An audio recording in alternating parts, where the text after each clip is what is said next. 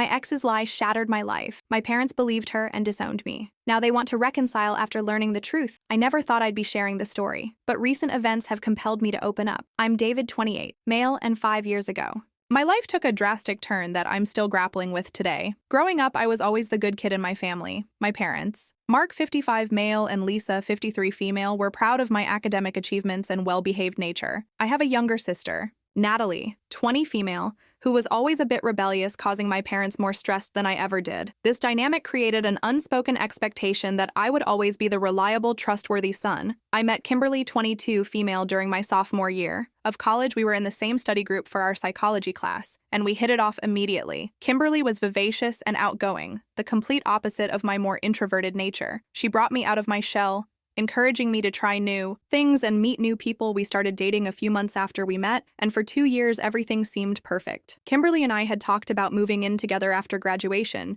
We even started looking at apartments near the tech company where I had landed an entry-level position. My parents were hesitant about us living together before marriage, but they liked Kimberly and were slowly coming around to the idea. Then came the day that changed everything. I just finished a grueling final exam and was looking forward to celebrating with Kimberly. When I got to her apartment, I found her in tears. At first, I thought something terrible had happened to her family, but the truth was far worse. Kimberly confessed that she had been cheating on me with her coworker Tom, 24, MA. For the past 3 months, I was blindsided. The Kimberly I thought I knew would never do something like this. We argued for hours, going in circles about why she did it and how long it had been going on. I felt like I was in a daze, unable to fully process what was happening. Finally, I told her I needed some time to think and left.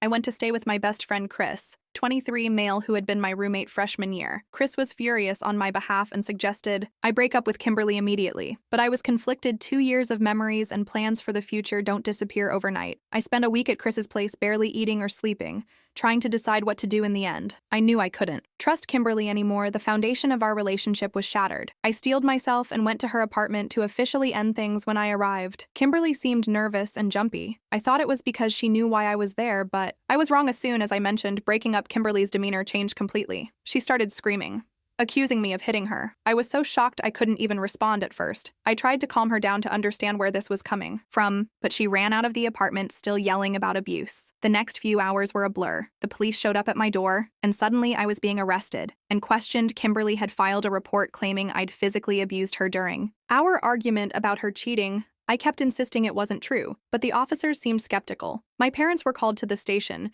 I expected them to support me, to know that I would never do something like this. Instead, they looked at me with a mixture of disgust and shame. My mother couldn't even meet my eyes, and my father's face was red with anger. They barely spoke to me, only asking the officers what would happen next. The investigation dragged on for weeks. My life fell apart. During this time, the university suspended me pending the outcome of the investigation. Most of my friends stopped talking to me, not wanting to be associated with an alleged abuser. Only Chris stood by me, offering his couch and his unwavering belief in my innocence. My parents' reaction was the most painful. They didn't even wait for the investigation to conclude before they disowned me. My father said they couldn't have a woman beater for a son, and that I'd brought shame to the family. My mother, usually the more compassionate one, nodded in agreement. They changed the locks on the house and told me not to contact them again. Natalie tried to defend me, insisting that I would never hurt anyone, but our parents shut her down, forbidding her from contacting me. I later found out that they had taken away her phone and monitored her internet usage to ensure she couldn't reach out to me. Eventually, the charges were dropped due to lack of evidence. The police found inconsistencies in Kimberly's story, and there was no physical evidence to support her claims. But the damage to my reputation and relationships was already done. When I tried to tell my parents that I had been cleared, they refused to listen. They said I must have gotten away with it somehow, or that the police just couldn't prove it. Their minds were made up,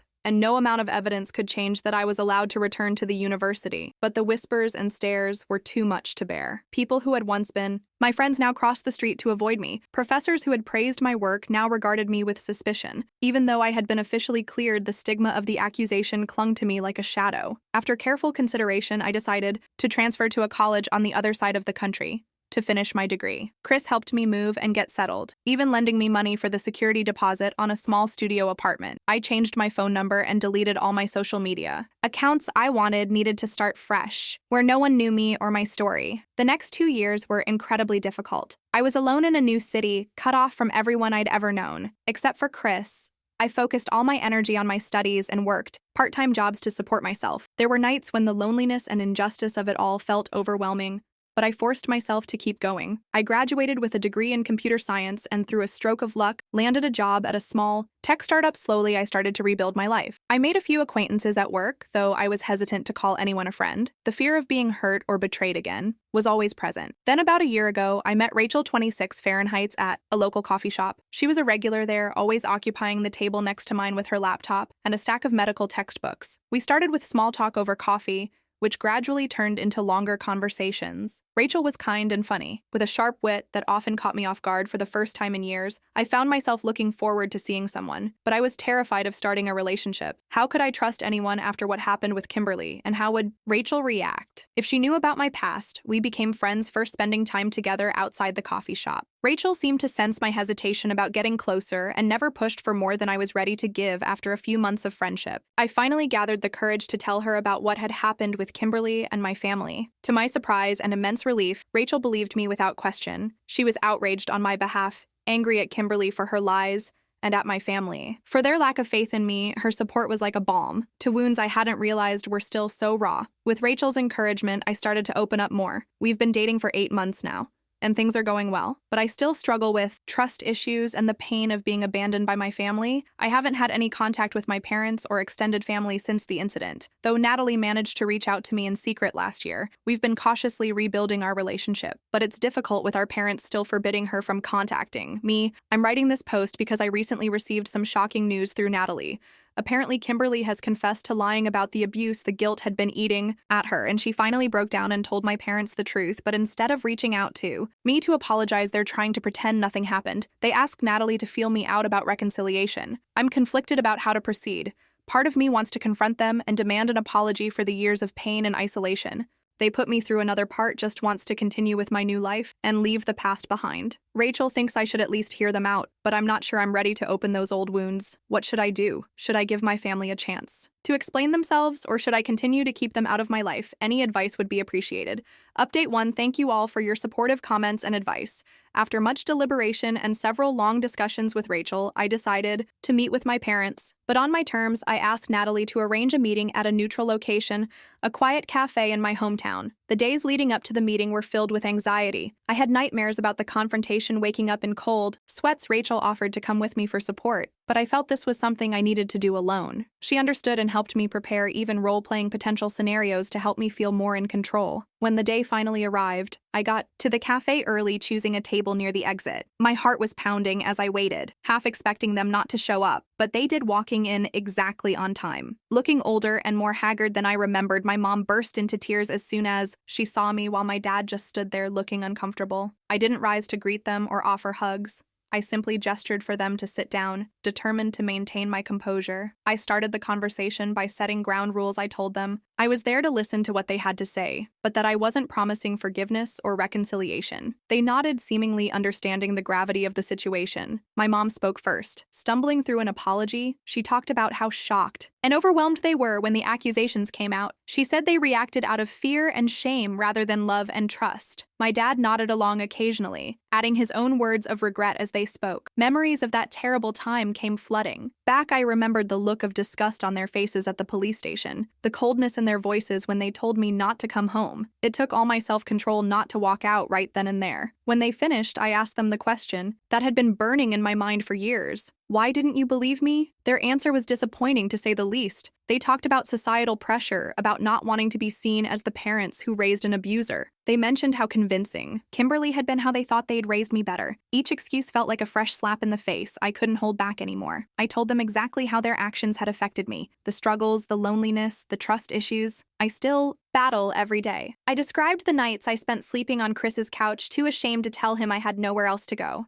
I told them about having to leave my university, my friends, my entire life behind because of their lack of faith in me. I made it clear that their decision had cost them a real relationship with their son for 5 years, and possibly forever. I told them about the milestones they'd missed: my college graduation, my first job, my promotion. I watched as the reality of what they'd thrown away sank in. They asked about my life, now hungry for any information about the son they'd abandoned. I gave them bare-bones information, not mentioning Rachel or any details about my job or where I live. I'm not ready to let them back into my life that much, if at all. As the meeting drew to a close, they asked if we could start rebuilding our relationship. I told them I needed time to process everything. I didn't promise anything, but I didn't outright refuse either. The ball is in my court now, and I intend to take all the time I need to decide what, if any, role I want them to have in my life going forward. I left the cafe feeling emotionally drained, but somewhat relieved. I had said my piece, confronted the people who had hurt me so deeply. It wasn't the cathartic experience I had hoped for, but it was a step towards closure. Rachel was waiting for me at home, ready with comfort food and a listening ear. She held me as I recounted the meeting, offering support and validation. She thinks I handled it well and agrees that I should take my time deciding what to do next. Natalie called later that evening to check on me. She apologized for not standing up for me more when everything happened. I assured her that I didn't blame her. She was young and under our parents' control. We talked for hours, really connecting for the first time in years. For now, I'm focusing on processing my emotions and figuring out what I want. I've decided to start seeing a therapist to help me work through the complex feelings this situation has brought up. Rachel has been incredibly supportive of this decision. I'll update again when I've made a decision about how to proceed with my family. Thank you all again for your support and advice. It means more than you know to have people believe in me and validate my feelings. Update 2. It's been a few months since my last update, and a lot has happened. I've had time to process my feelings about the meeting with my parents, and I've come to a decision that I feel is right for me. After numerous sessions with my therapist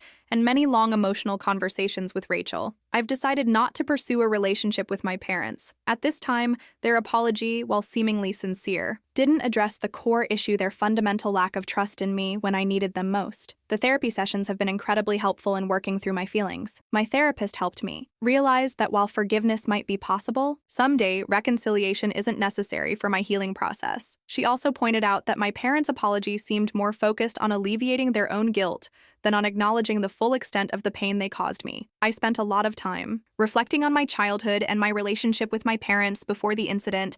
I realized that there had always been an undercurrent of conditional love. They were proud of me when I achieved things, but less supportive when I struggled or made mistakes. The false accusation situation is terrible, as it was simply brought this dynamic to the forefront after coming to this realization. I wrote a letter to my parents explaining my decision. I told them that while I appreciate their apology, the damage done to our relationship isn't something that can be easily repaired. I explained that I've built a life for myself without them, and I'm not willing to risk my mental health and the stability I've worked so hard for by letting them back. And I also addressed Kimberly's confession. In the letter, I told them how hurt I was that they believed her over me, their own son, and that it took her admitting to lying for them to even consider that I might have been telling the truth all along. I made it clear that this breach of trust was the core issue, not just the act of disowning me. Their response to my letter was mixed. My mom left a tearful voicemail begging me to reconsider. She talked about how much she missed me and how she wanted to make things right. My dad, on the other hand, sent a tear email saying he understood, but was disappointed in my decision. Their reactions only reinforced my belief that I'm making the right choice for myself. Natalie has been supportive of my decision. Although she's sad about the situation, we've grown much closer over the past few months, talking regularly and even video chatting. She's thinking about moving to my city for grad school next year, which I'm excited about. It's nice to have a piece of my old life that isn't tainted by betrayal.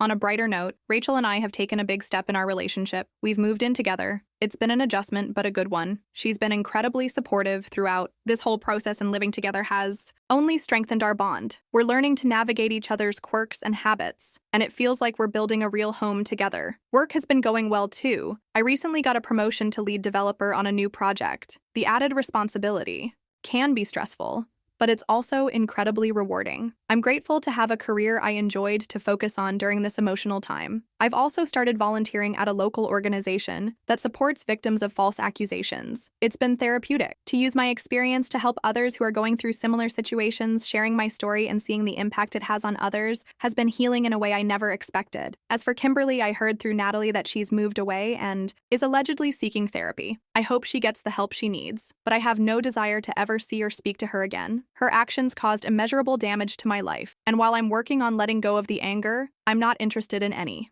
kind of reconciliation with her. For now, I'm focused on moving forward with my life. I'm working on rebuilding my sense of self-worth and learning to trust again. It's a slow process, but I'm making progress every day. I'm proud of how far I've come, and I'm cautiously optimistic about the future. Thank you all for your support throughout this journey. Your advice and kind words have meant more than, I'll update again if there are any significant developments. But for now, I'm enjoying The peace stability I've found in my new life, update 3. It's been about a year since my last update, and I wanted to share some final thoughts on this chapter of my life. A lot has changed, and I feel like I'm finally in a place where I can look back on everything that's happened with some perspective. First, the big news: Rachel and I got engaged. I proposed during a weekend getaway to the mountains. We hiked to this beautiful overlook, and as the sun was setting, I got down on one knee. I was so nervous I almost dropped the ring, but Rachel said yes. Before I could even finish asking, we're planning a small wedding for next spring. It feels surreal to be at this point in my life, considering where I was just a few years ago. Rachel has been my rock throughout this entire journey. She's seen me at my lowest points and has never wavered in her support. Planning our future together has given me a sense of hope and excitement that I thought I'd lost forever after everything that happened with my family in Kimberly. Speaking of family, things have settled into a new normal with my parents.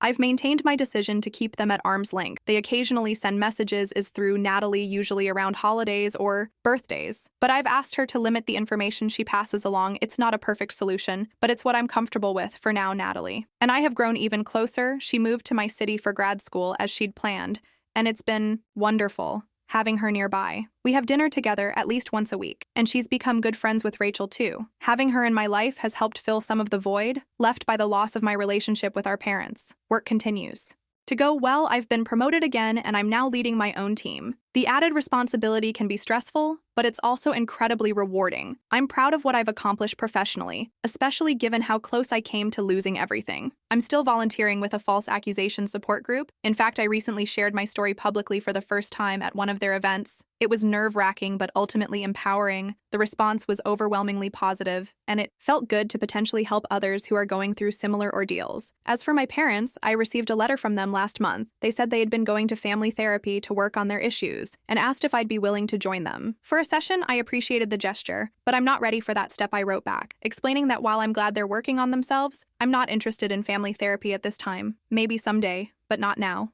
Rachel and I have talked about starting our own family someday. The idea both excites and terrifies me. I worry about making the same mistakes my parents did about not being able to trust my own children, but Rachel assures me that acknowledging those fears is the first step to being a good parent. We're not rushing into anything, but it's nice to think about the possibility. My therapist has been helping me work through my lingering trust issues and anxiety. It's an ongoing process, but I've made significant progress. I'm learning to open up to people again, to not always assume the worst. It's still hard sometimes, but it's getting easier. Looking back on everything that's happened, I can honestly say that I'm in a better place now than I ever thought possible. The road hasn't been easy, and there are still days when the past weighs heavily on me, but I'm proud of the life I've built and the person I've become. To anyone out there going through something similar, know that it does get better. It takes time, and it's not always a straight path, but you can come out the other side stronger. Surround yourself with people who believe in you. Seek help when you need it, and don't be afraid to cut toxic people out of your life, even if they're family.